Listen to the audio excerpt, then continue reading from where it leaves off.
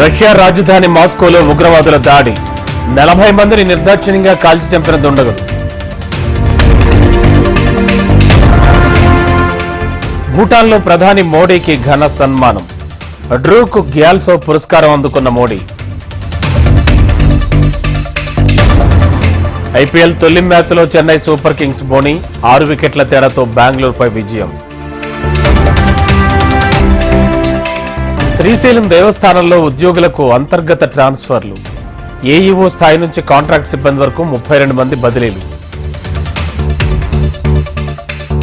Money laundering కేసులో Delhi CM 6 రోజుల పాటు కస్టడీ. ఈ నెల 28 వరకు జైల్లోనే ఉండనున్న కేజ్రీవాల్. కేజ్రీవాల్ అరెస్టుపై స్పందించిన ప్రణబ్ కుమార్తె శర్మిష్ఠ. ఆయనను కర్మ వెంటాడిందని శర్మిష్ఠ వ్యాఖ్యలు. సుప్రీంకోర్టులో ఎమ్మెల్సీ కవితకు చుక్కెదురు. బెయిల్ కోసం ట్రయల్ కోర్టుకు వెళ్లాలన్న ధర్మాసనం.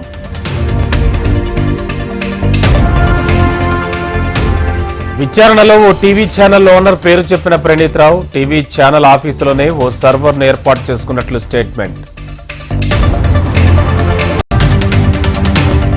అసెంబ్లీకి 11 మంది అభ్యర్థులతో టీడీపీ థర్డ్ లిస్ట్ రిలీజ్. మరో 5 స్థానాలు పెండింగ్ లో పెట్టిన చంద్రబాబు. బీజేపీ ఎంపీ అభ్యర్థుల 4వ జాబితా విడుదల. తమిళనాడులో 14 స్థానాలకు అభ్యర్థుల ప్రకటన. హైదరాబాద్ చాదర్ఘాట్ లో హవాలా సొమ్ము సేజ్. 49 లక్షలు స్వాధీనం చేసుకున్న east zone task force. MLA దానం నాగేంద్రకు హైకోర్టు నోటీసులు. దానం ఎన్నిక రద్దు చేయాలనే పిటిషన్ దాఖలు. రాజకీయ రంగు పులుముకున్న విశాఖ డ్రగ్స్ వ్యవహారం. టీడీపీ నేతలపై ఫైర్ అయిన వైసీపీ నేతల సజ్జల. ఏపీలో చాలా చోట్ల అమలులో లేని ఎన్నికల కోడ్. అనంతపురం జిల్లా విడపనకల్లులో అమలు చేయడం లేదని ఆరోపణలు. హైదరాబాద్ పై ఫోకస్ పెట్టిన హస్తం పార్టీ. గ్రేటర్లో ఆపరేషన్ ఆకర్ష్ స్పీడ్ పెంచిన కాంగ్రెస్. విద్యుత్ కొనుగోలులో కేసీఆర్ తప్పులనే రేవంత్ రెడ్డి చేస్తున్నారు. కమిషన్ల కోసం సర్కార్ పనిచేస్తోందన్న బీజేపీ ఎంపీ లక్ష్మణ్.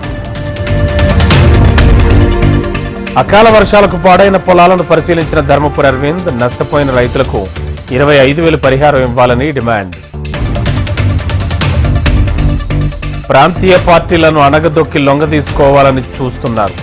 తమను బలహీనపరచడానికి అరెస్ట్ చేస్తున్నారన్న ఎంపీ నామా నాగేశ్వరరావు. ఖాతాలు సీజ్ చేయడంపై దాఖలైన కాంగ్రెస్ పిటిషన్ కొట్టివేత. తాము నిబంధనలు ఉల్లంఘించలేదని ఐటీ శాఖ లేఖ. భారత్ను వేడుకుంటున్న మాల్దీవుల అధ్యక్షుడు. తమను రుణవిముక్తి చేయాలని మోడీకి మైజూ రిక్వెస్ట్.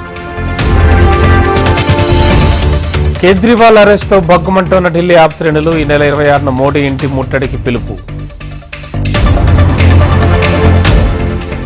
అమెరికాలో భారతీయుల మృతిపై స్పందించిన పెప్సికో మాజీ సీఈఓ. స్థానిక చట్టాలను గౌరవిస్తూ జాగ్రత్తగా ఉండాలన్న ఇంద్రా నుయ్యి.